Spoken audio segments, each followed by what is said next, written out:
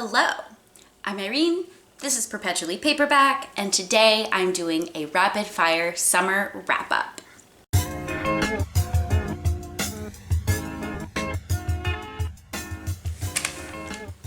This is my dog.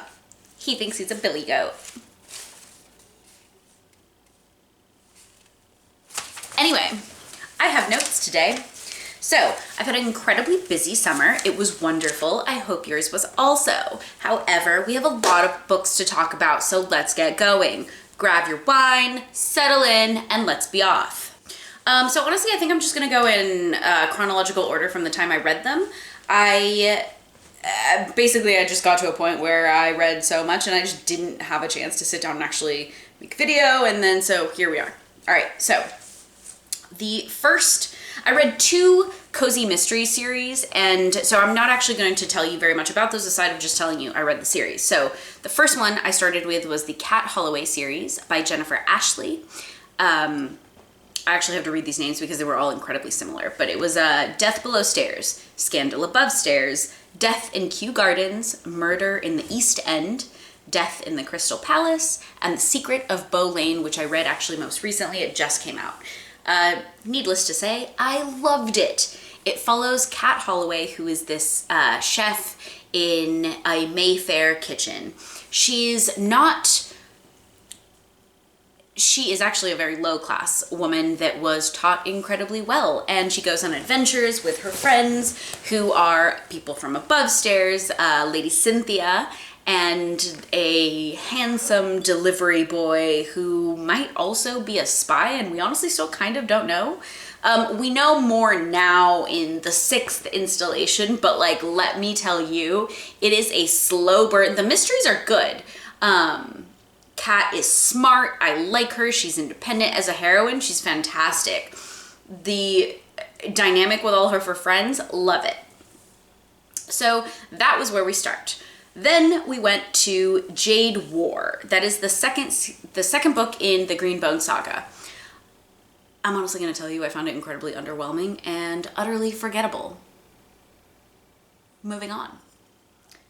To more forgettable shit. We have The Paris Apartment by Lucy Foley. This was my first Lucy Foley, and honestly, I did not like it. Will I read more of her? I don't know. I feel like she's just popular online, and I don't know how I feel about that. She was a hard miss for me. Everyone that I've found so far online via like TikTok or any of the ones that are really popular, I see you, Colleen Hoover, I have been very not happy with. I don't know. Yeah, anyway. So next, I read a book that I greatly enjoyed it. It was A Keeper by Graham Norton. And it was fantastic. It wasn't actually very long in comparison to some other books like that, but it was this woman who's originally Irish. Her mother dies. She goes back to Ireland. She's living in New York at that point, and she just kind of discovers the story of her mother's life after she died, and it is intricate. It is fantastic. It was a thrill ride. I thought it was so good, and unlike Lucy Foley, I am dying to go back to more of his. He only has 2 others, and I will read them. I'm hoping they'll be just as good, because it was an utterly wonderful surprise, and I just enjoyed it so much. This can't be right. The Book of Cold Case Files by Simone St. James. Man, it feels like I read that so long ago. I actually really enjoyed that one. Not as much as I did The Broken Girls, but it was good as well. Kind of along the same lines. Yeah, it wasn't a particular standout, but it wasn't bad. Next, for my book club, I read The Hour of the Witch by Chris Bohjalian. This is about a woman during the Salem witch trials. It was kind of a different take. It was an interesting voice. Altogether, I liked it. I liked a lot of things about it for not really enjoying books about the Salem witch trials. Next, I read Saving Grace by Julie Garwood. This is a Highland romance, and honestly, I enjoyed it when I read it, but literally that's all I can tell you about it. I have 0 in my mind left about it. It was, just as always, like I like all of Julie Garwood's books, and it was a wonderful reading experience from what I remember, but sadly nothing particularly memorable. And it was long. It was long.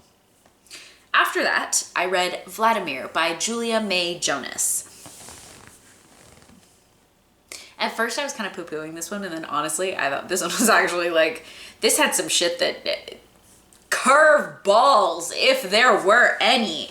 I ended up actually really liking it at the end. It wasn't very long. It's the story of a couple of professors who end up having this sexual harassment scandal at the university, and it's kind of how they deal with it. Even though they have a very open relationship, it's sort of the way that certain things have been handled, and then how the wife reacts. It's out there. But I liked it, actually, at the end. At first I was like, oh, this is gonna be such a like Lolita ripoff, and it absolutely was not. It was great. And wow, there is a humdinger in there. Yeah.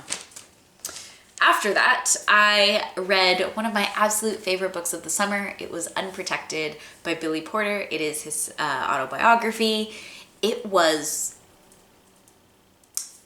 So I would very much recommend the audio for this book. He narrates the audio, and there are moments where he's singing, and it is gorgeous. Everything about it. I laughed, I cried.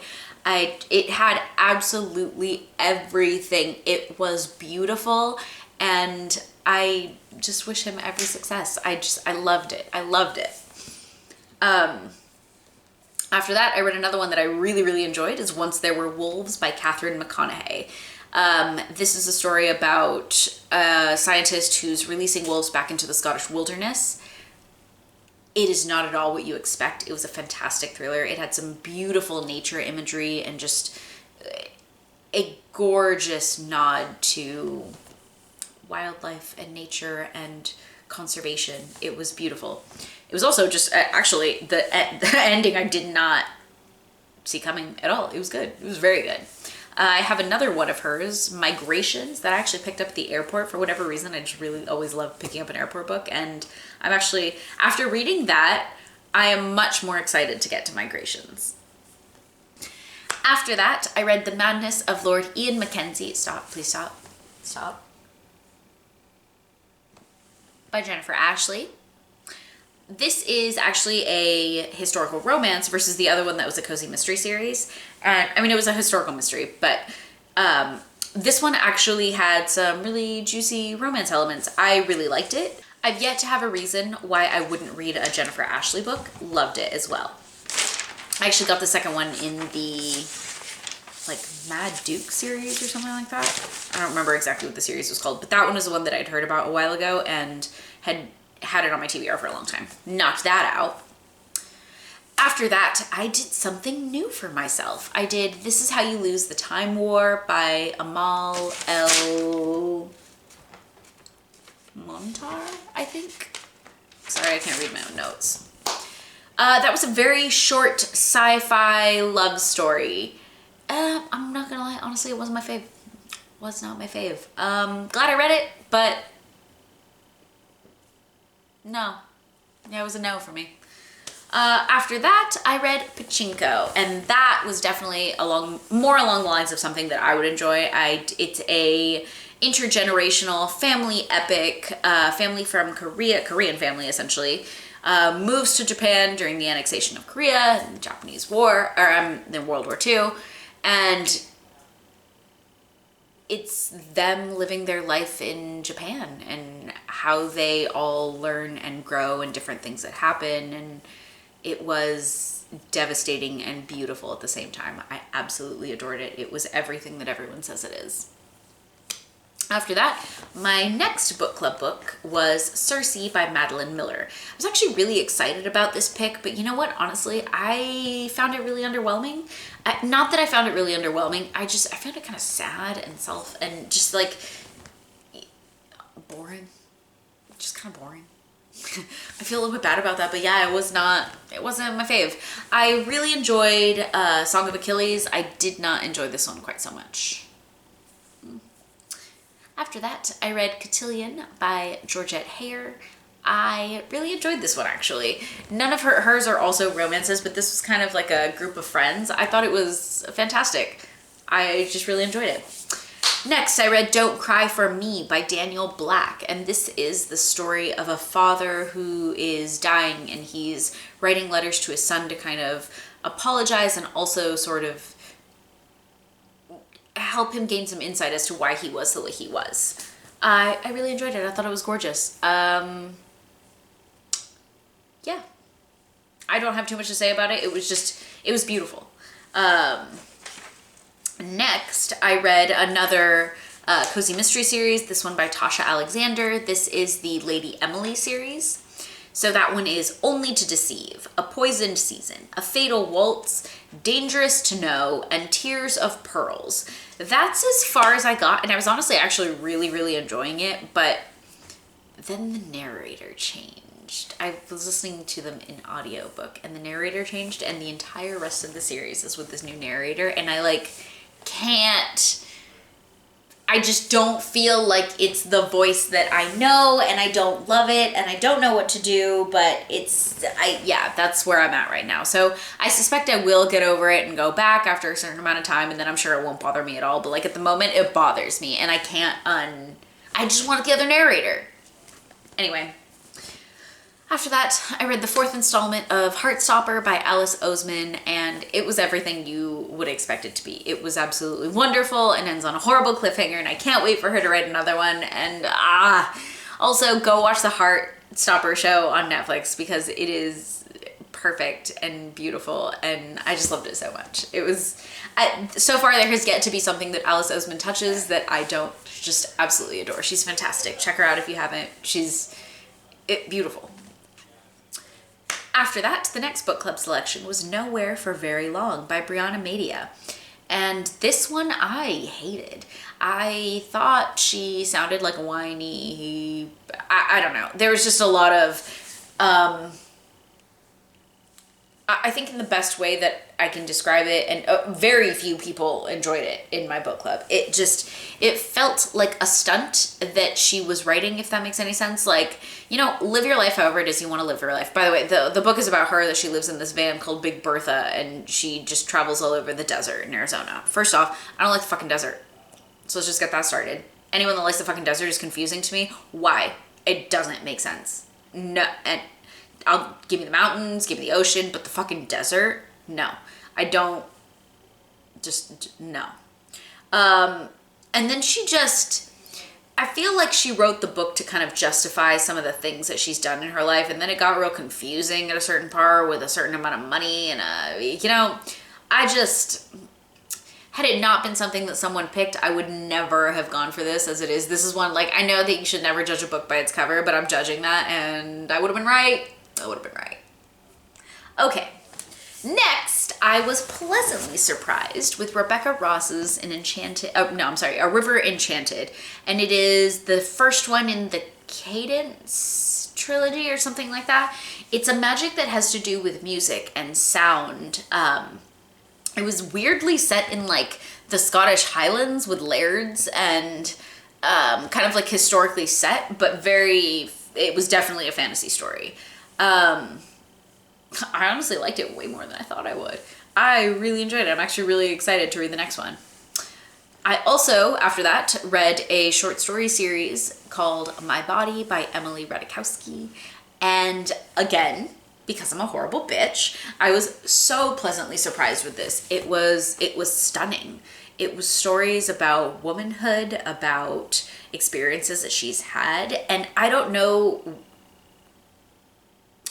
that she goes into any of these with any particular message aside of this is me kind of a thing, and allows you as the reader to equate your own experiences to it and also decide how you feel about the situation.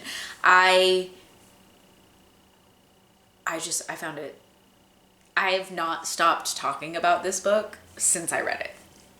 I don't even like short stories. Or short story collections. For whatever reason, I don't know why. I said I'm a horrible bitch. I can't read short stories. There is something about it that the story can be fantastic, and I'm just I don't want to pick it up. So it's really, really rare when there's a short story collection that I am writing home about like that. that was one of them.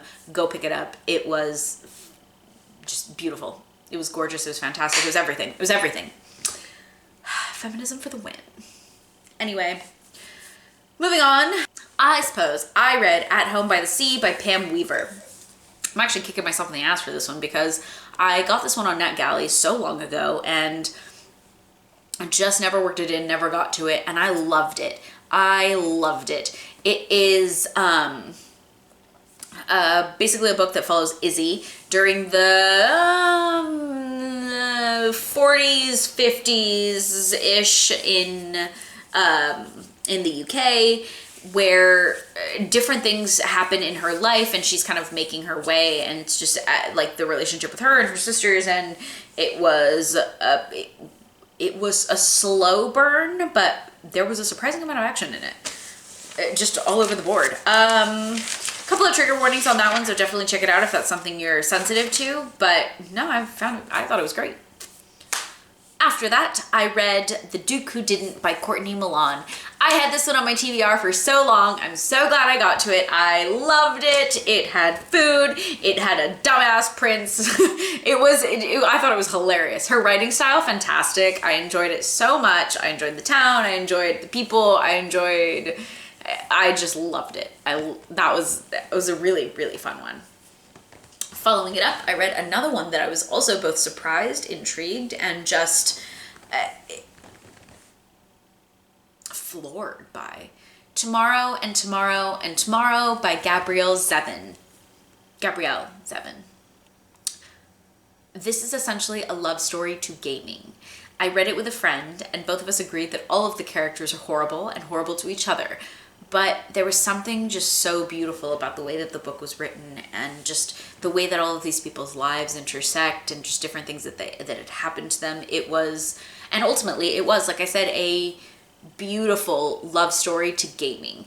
Somewhat similar on a nostalgia aspect to Ready Player One, but completely different.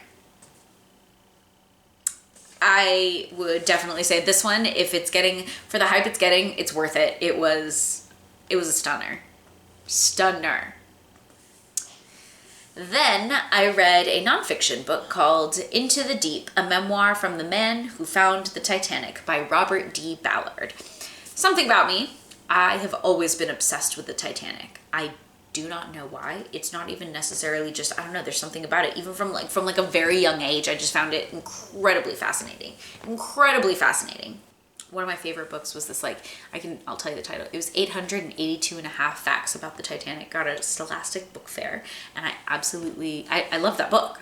I literally remember the stupid ass name of the book, and it was so long and ridiculous. But it was called that because that was the length of the Titanic, and I don't know why. I will never forget it. It was my favorite book.